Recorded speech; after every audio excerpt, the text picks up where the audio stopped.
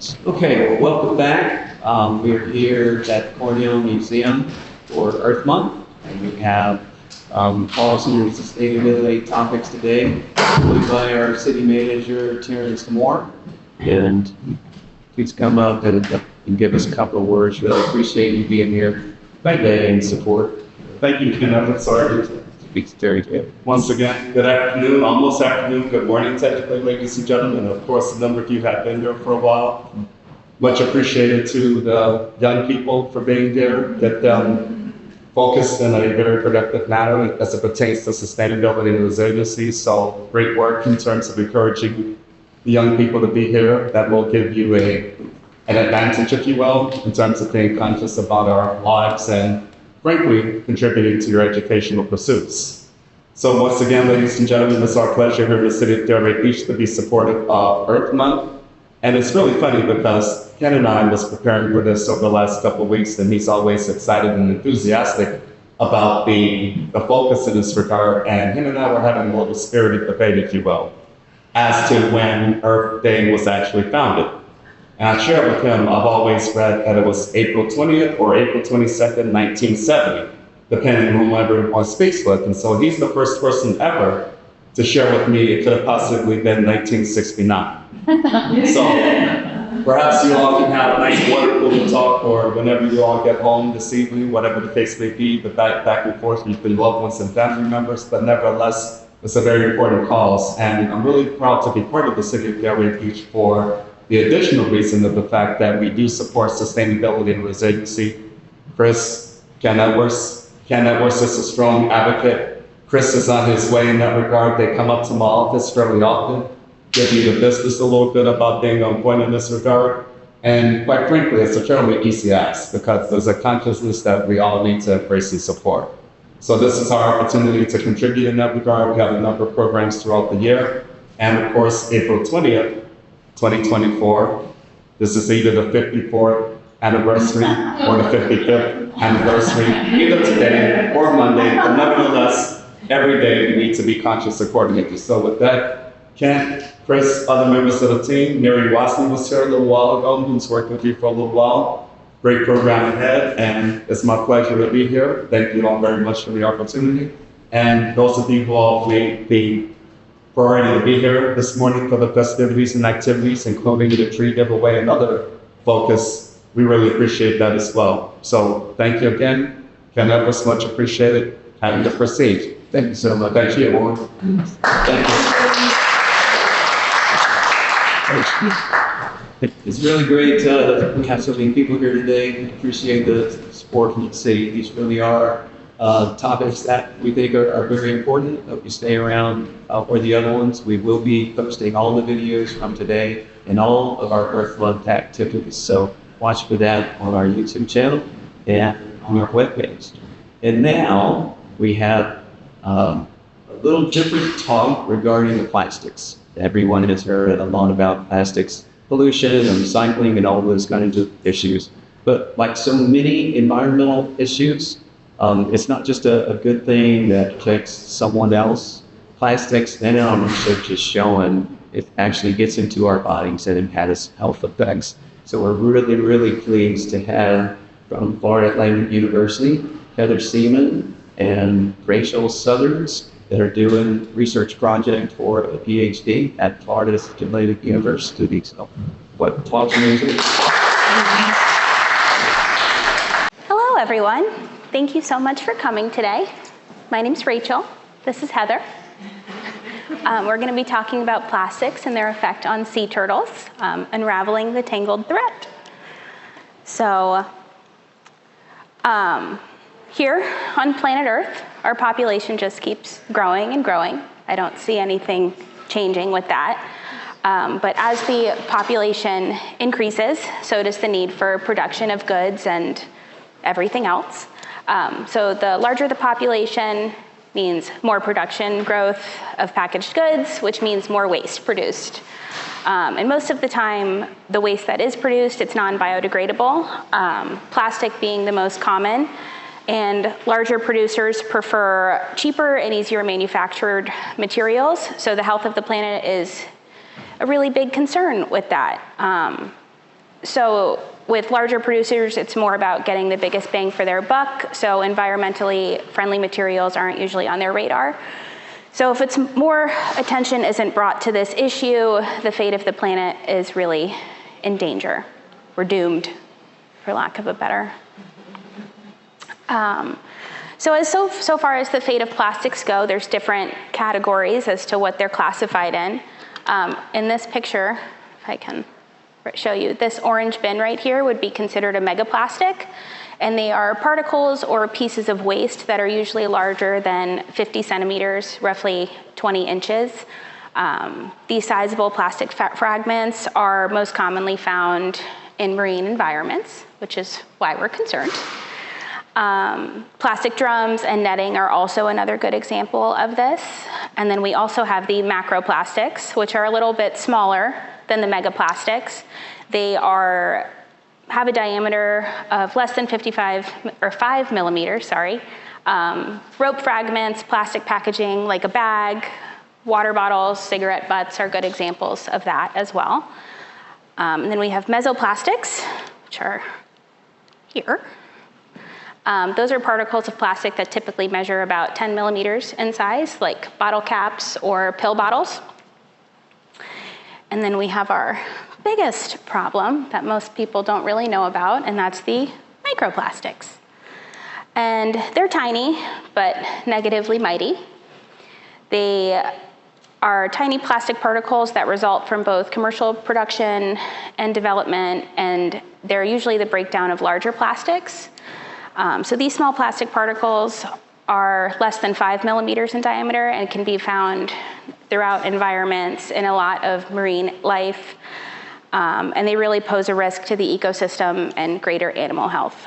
And then we also have microbeads are another good one. I'm sure everybody's used a face wash with microbeads. It's like, oh, it's great for you. It's great for your skin, but not for the environment. And then we also have nanoplastics, and they are even smaller pieces of plastic. They're also pretty common in environmental pollutants. They're smaller than microplastics, but again, a really big issue. So then we have the fate of plastics. So if we continue our current trajectory without significant changes, the fate of plastics in our environment appears pretty grim. So I have some potential outcomes. So persistent pollution, plastics including microplastics and nanoplastics will continue to accumulate in our oceans, rivers, soil, air even. They'll remain in the environment for hundreds or even thousands of years and continue to cause harm in our ecosystems and on wildlife. With marine life, specifically, marine life will just continue to suffer or cease to exist if the plastic issue just continues to grow. Animals mistakenly ingest plastic thinking it's food. This causes problems with their digestive issues and can even cause them to die. They can also entangle marine life and affect their mobility as well as their survival. But it's not just marine life. Humans are also at risk for health issues. Plastic breaks down into like I mentioned earlier, smaller particles. They become more challenging to remove from our water sources, and they're consumed by marine sources, which I don't know about you guys. I love sushi. If we were to do a test, I would bet that all of us have some sort of microplastics in us as well. The long-term health effects of ingesting microplastics and nanoplastics are still not fully understood, but it's definitely a problematic issue. As well as land and soil contamination, plastics leach harmful contaminants into soil, which can affect our plant growth and soil health, as well as plastic waste and landfills can release toxic substances over time. They also cause airborne pollutions. Plastics will degrade into smaller particles that can also become airborne, so you're breathing that in as well as ingesting it. And these can be inhaled by people, animals, and can potentially impact our respiratory health long term. And then there's the economic cost the environmental consequences of plastic pollution translates into economic losses. Cleanup efforts, healthcare costs, and damage to tourism and fishery industries all contribute to financial burdens with the plastic issue. And then there's the climate change connection as well. So plastics are derived from fossil fuels, and their production and disposal contribute to greenhouse gas emissions, and plastic pollution is linked to mitigating climate change as well.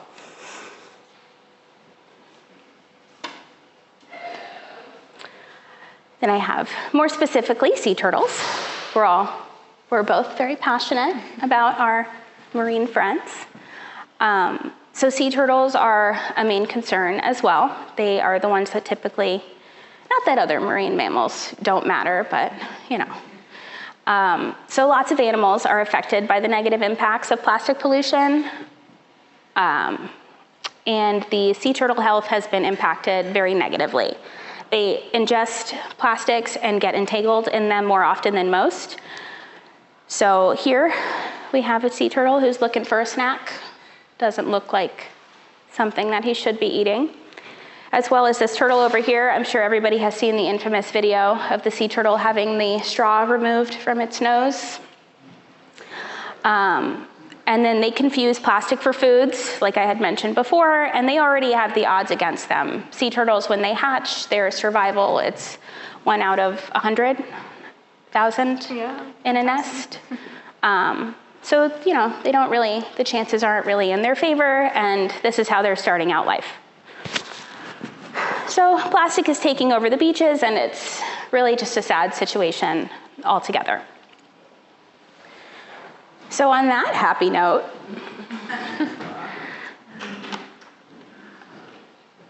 we have a game for you guys. So like I said, turtles eat plastic. Their diet predominantly consists of seagrasses, and plastics settle into the seagrass beds. And that's what I'm going to share with you guys. Do I have any volunteers that would like to participate?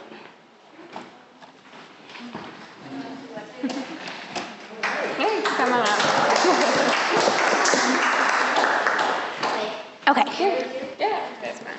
So I'm just gonna have you use your hand. So this is our makeshift seagrass bed. You can go in and pull a piece out. This? Yes. Okay, so we all see how easy that is? Alrighty. Can I put it back? Or Yes, you can put it back. All right, and then I'm gonna give you this glove. Thanks. So You're welcome. which hand? Whichever you want. Eat. So and do like a folding. There you go. We're gonna pretend that's a sea turtle's mouth. Kind of challenging, right? Alrighty. So try and pick a piece of seagrass out of there. Okay. Easy, right? You can put that back. So as we can all see, we have a clean, healthy seagrass bed here. And then people come in and ruin it. The healthy seagrass bed with our trash. Now try and pick a piece of seagrass. Little tough, right? Yeah. Here, I got one, or a few. But it's a little challenging when you have plastic, and you were able to make that decision, but a hungry sea turtle might not be able to. So you can see how that would be a little bit difficult, right? Alrighty. Thank you. Yeah, you can go back. Thank you for volunteering.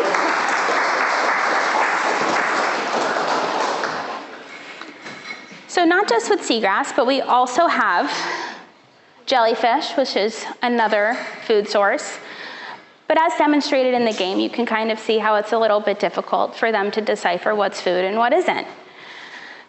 So here, if you were a hungry sea turtle, would you be able to tell the difference between a jellyfish or a plastic bag? I wouldn't. So plastic ingestion, like I said, it's really common in sea turtles, and it unfortunately leaves them to an unideal fate when ingested, especially if it's frequent. And Heather here is now going to talk to you a little bit more about her research and what she found about the long-term effects on plastic ingestion. Switch. All right. So as Rachel has said, there are negative impacts that marine debris has on sea turtles through entanglement and ingestion.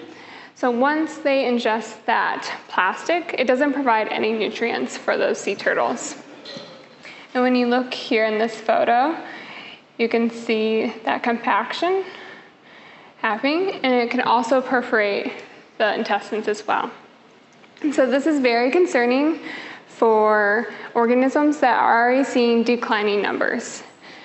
And so that is why my research is looking at plastic ingestion in sea turtles.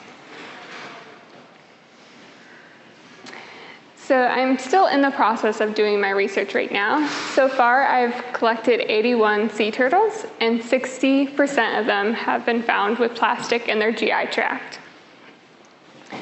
And so we've found all sorts of things in the GI tract. So we found hard plastics, small little fragments, hooks, fishing line, rubber, paint chips, balloons, all sorts of things in these turtles. And the one with the most common is the hard plastic, at 59% of the plastic we found being hard plastic, and then 17 and 19% being that film and filaments. So that filament's going to be mostly monofilament. We've also looked at plastic color. And so the most common ones are the white and clear at 31% and 30%, and then blue at 19%. There are some studies looking at if turtles are selecting plastic based on color, but they haven't found conclusive results yet. And so my study hasn't looked at the actual type of plastic yet, but other studies have looked at the different types of plastic. This study here was done in the Indo-Pacific, so we don't have olive ridleys that come around here that often, but we do get greens and loggerheads, and we're in sea turtle season right now. Those loggerheads are beginning to nest. And for this study here, the one that they found the most common was that low-density polyethylene. And you can see from this graph that the plastics that they're seeing the most frequent are those floating plastics. And that makes sense because turtles do have to come up to breathe air, so they interact with that surface. And then those smaller turtles kind of float with the currents. And have you guys seen that sargassum on the beaches? When you look through it, what do you find? Plastic. And so it's like that out in the ocean as well. And the little hatchlings about this size will swim out there and then just be out there for a while. And so they're going to eat whatever's in front of them. So it's not very helpful for them to have all that plastic in there. And so now I kind of want to take a deeper dive into exactly what is polyethylene and polypropylene. So they are frequently used by consumers. And so when you look at your plastic, have you seen these triangles before with the number and then initials? So it tells you what plastic type it is. And so for polyethylene, it can be split into low density and high density. So those low density polyethylene is going to be like squeeze bottles, plastic bags, food packaging, things like that. And then the high density is going to be a little bit harder plastic, so it's going to be found in buckets and milk jugs and things like that. And then the polypropylene is going to be like lab supplies and yogurt containers and things like that.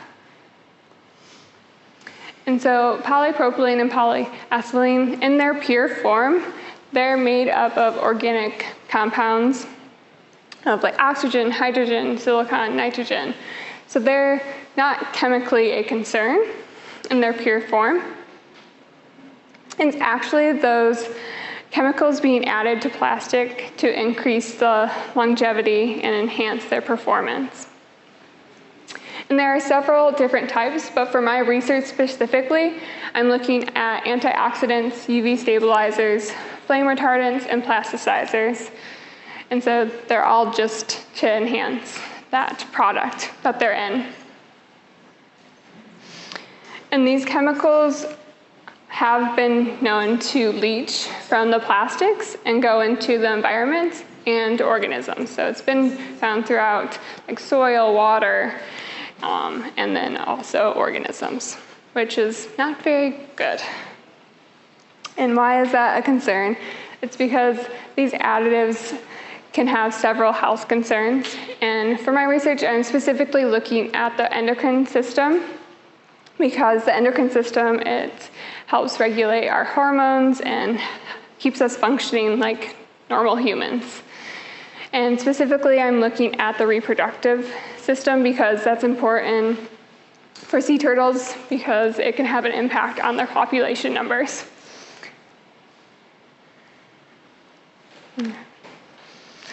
So I haven't gotten to this point yet. I'll be doing it this summer, but there have been studies that have looked at it, not in turtles, but they have found it, and this one specifically was on rats. And you can see the control right here.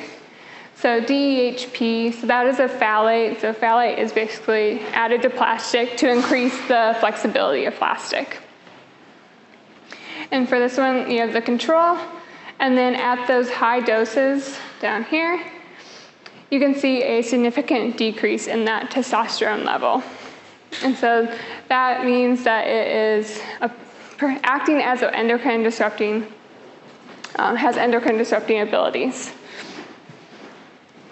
And then looking at other studies have identified other plastic additives and potential endocrine disruptors. For this one, so BHT. So BHT is commonly used in food and food packaging and has been deemed safe for use. And it's basically, it's an antioxidant, so it keeps things from oxidizing.